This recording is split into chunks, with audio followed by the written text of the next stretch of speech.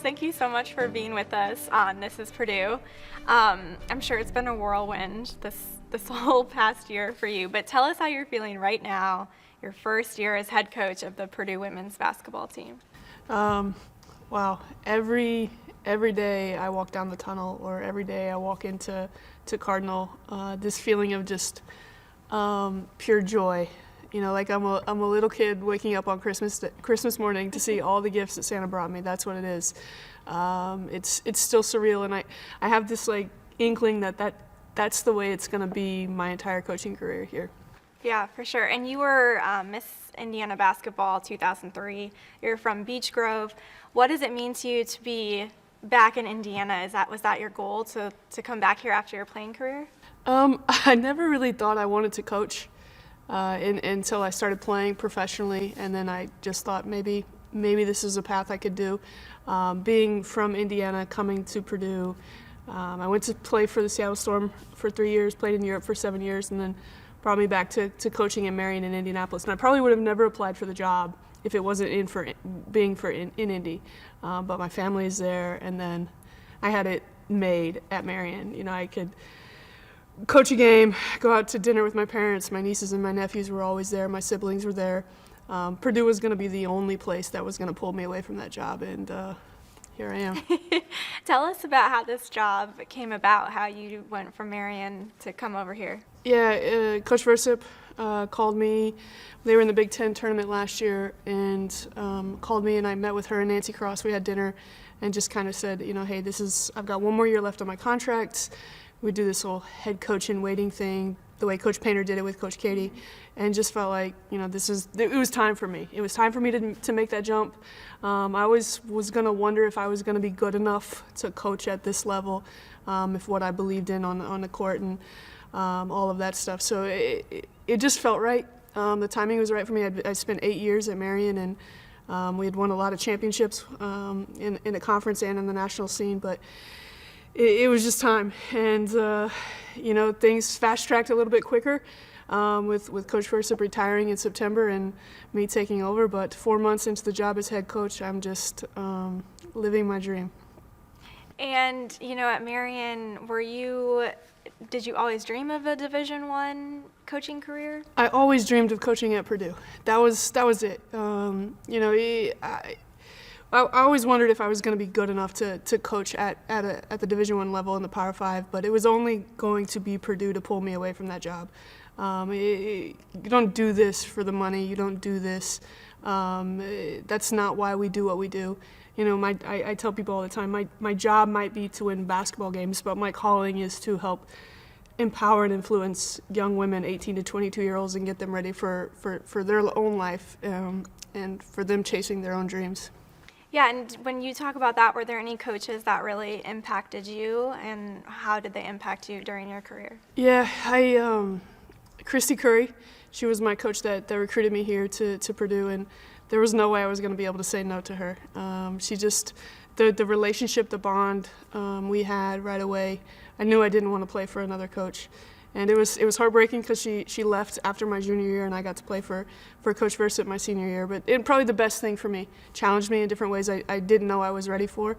You know, at 21, 22-year-olds, we don't understand all of what's happening in front of us. But looking back, it was a really good thing that happened for me to have the opportunity to play for Coach Versyp my senior year. But those two I lean on heavily. I talk to Coach Curry quite a bit, once or twice a week during the season. And just the impact she's had on my life is, you know, it's beyond words. And when you talk about, you know, you played overseas, you played in the WNBA, is there anything that you're bringing from that career when you played professionally into your coaching now? Yeah, I always like to say I'm a student of the game, and I think we all are. And we're all thieves. We all steal from, you know, different coaches and different things we see. But I think there's probably a piece of all of the coaches I've played for, and I've made that my own style. Whether it's Coach Curry or Coach Versyp, back to my high school coach with Coach McNew, my AAU summer coach, playing for Ann Donovan in the WNBA, Brian Nagler, and a lot of European coaches. Just different styles, you know, what to do and what not to do. But at the same time, they've all helped mold me into who I am on the sideline today. Are there any favorite stories, from this season about whether you're impacting these young women's lives or maybe it was something that happened on the court? Anything behind the scenes you want to share? Oof, put me on the spot here. There's, I think every day there's always something that happens, and you're just like, wow, this is why we do what we do. We've had some situations this year where, we've beyond basketball. Whether it's a kid needing help off the court. We live in a time right now where especially our younger people who they're in college, but last year it was a COVID year, right? So they didn't get to experience that, and now all of a sudden they're thrown right back into it in the lives and the pressure that social media puts on young people these days, and trying to empower them to mentally get through those things. I think that's the biggest challenge today in this coaching. The fear of failure. It's instantaneously, right? When I missed a shot when I played here, nobody saw it. If I turned it over, if I missed something, nobody saw it until the next day in the paper. Now it's instant. And I think that social media aspect of our lives today is in teaching young people how to be able to handle, those mistakes and getting through those. That's a tough part of the job right now. Yeah, and do you think that that's the main thing that's different from when you played here at Purdue, is that whole social media aspect? Absolutely. If I failed, like I said, you didn't know about it until the next day in the paper, or unless you watched it on TV. But now you could be anywhere in the world, and if I airballed a free throw or missed a game-winning shot or, a poor defensive assignment or anything, or even, a game-winning shot, it is instant, and someone around the world is seeing it at that very moment. And, that's something that we all know, that social media has changed our world for good and the bad, but teaching young people how to handle that, whether it's failure or success, is a massive part of our job. And when you think about recruiting, the right teammates, the right fit at Purdue, what is the right fit for you and your team here today? We're going to be blue collar. We're gonna work our tails off every single day. I want a group of young women who bleed black and gold, who knows what it means to have Purdue on your chest.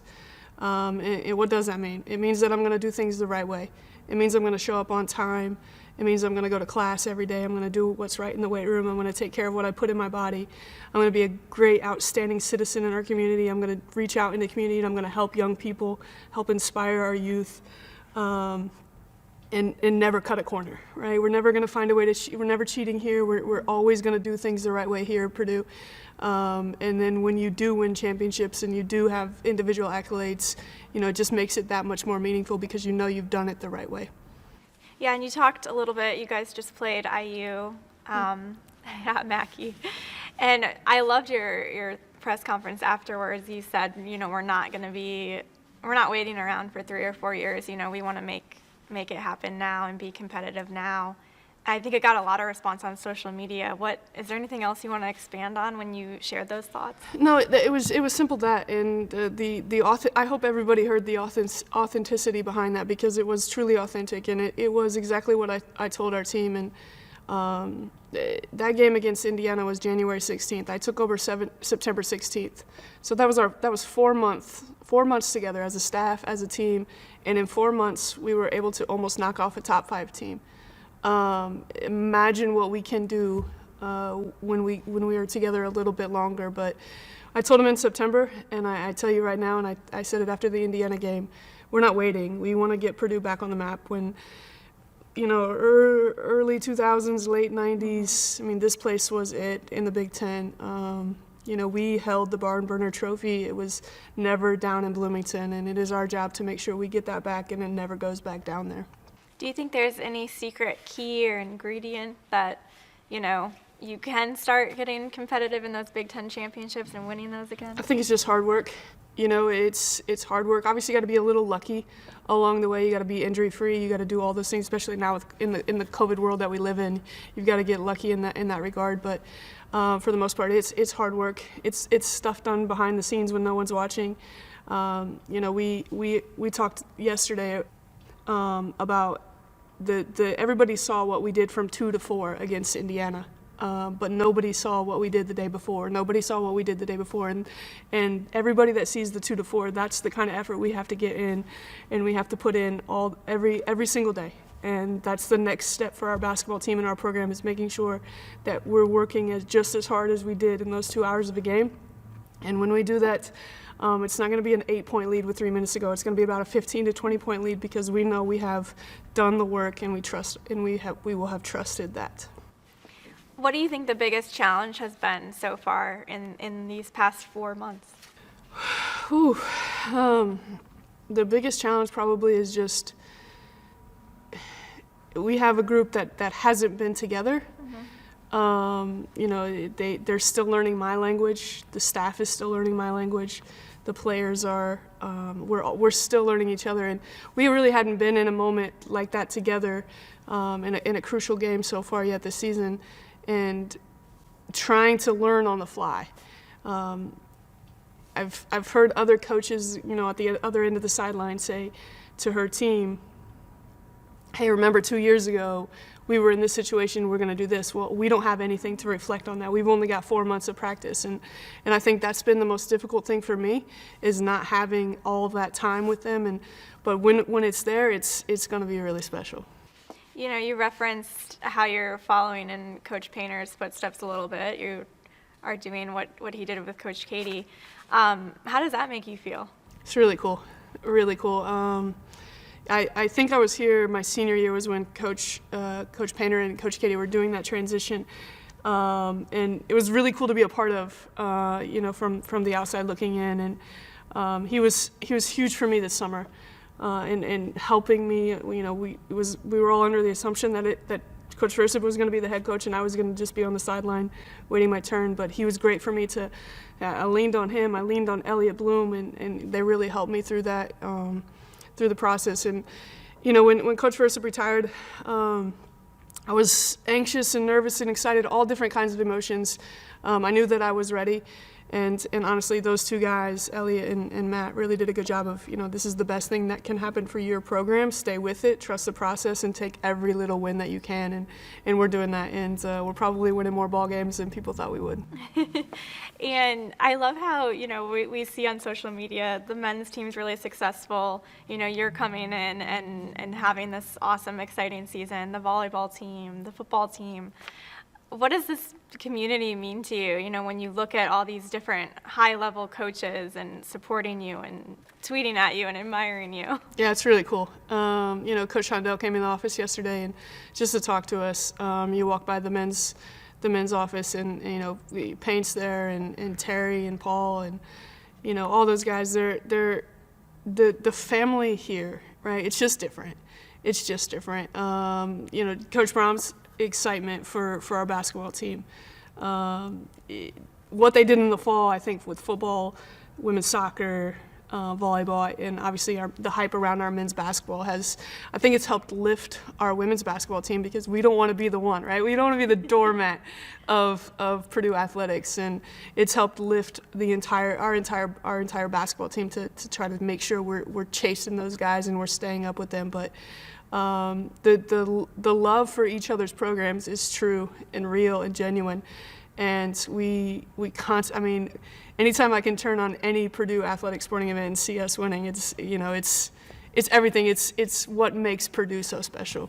Did you have any times in your career at Purdue where you guys were also kind of trying to keep up with the men's, or both enjoying that success? Yeah, we were actually the one probably everybody was chasing, because we were really good. We were really, really good.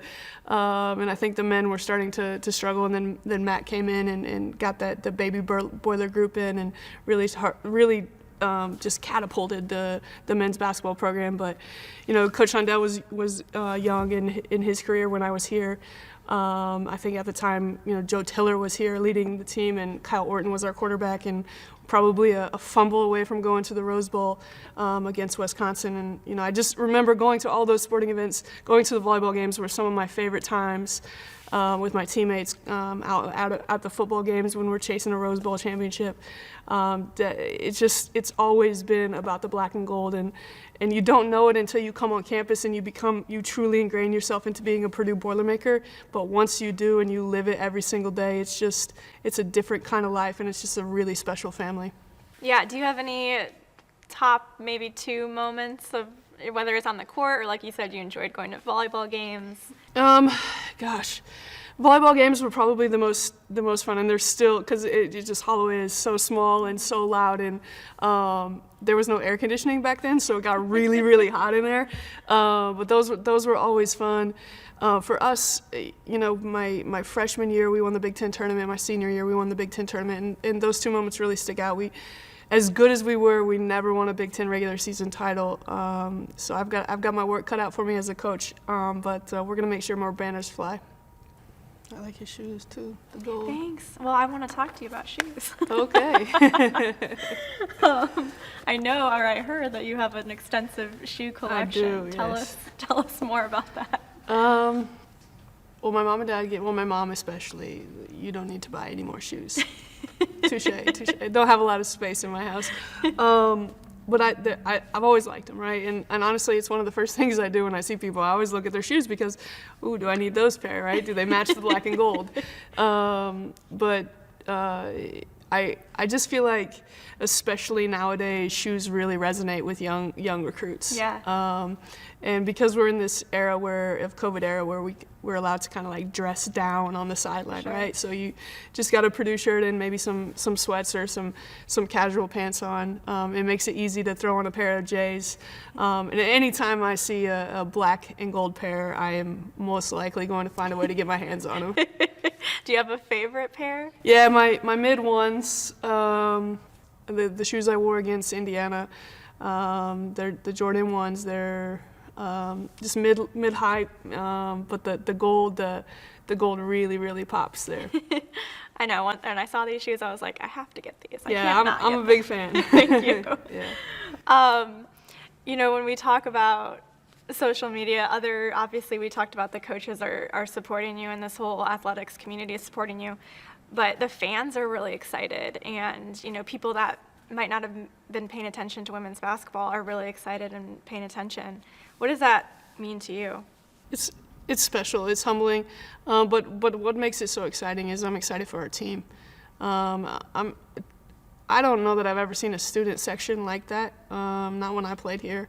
I remember when I turned the corner and walked down the tunnel to go into Mackey, and I saw the students. I mean, I can't say on camera what I mumbled to myself because I was so taken away by that and the atmosphere. And my biggest hope is, I understand that the women's, sometimes people can misjudge the women's game and what it can bring because we don't dunk, we don't fly around, we don't do that. But one thing about our basketball team is that we kind of do fly around on the defensive end and we play really, really hard. And I think we can be pretty entertaining to watch because we do those things.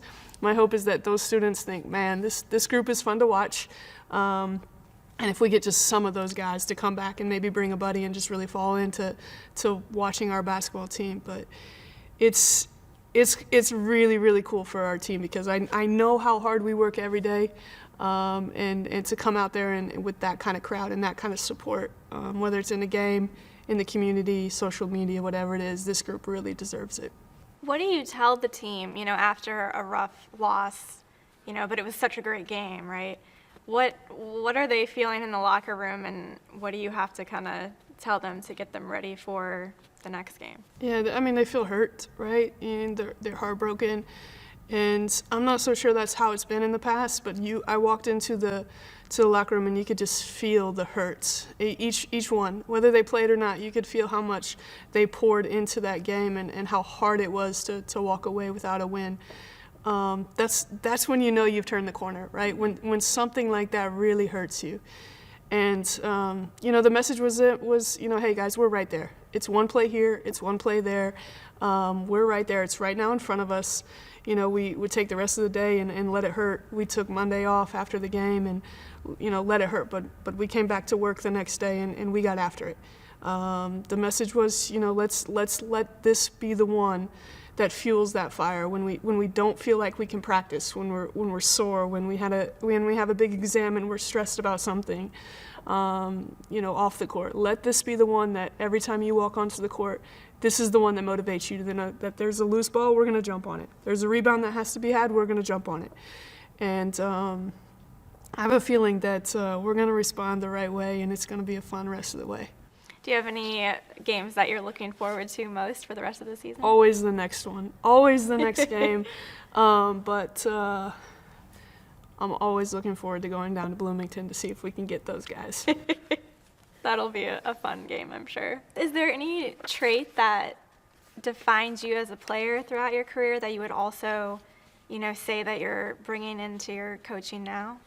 I think two things, calm and confident.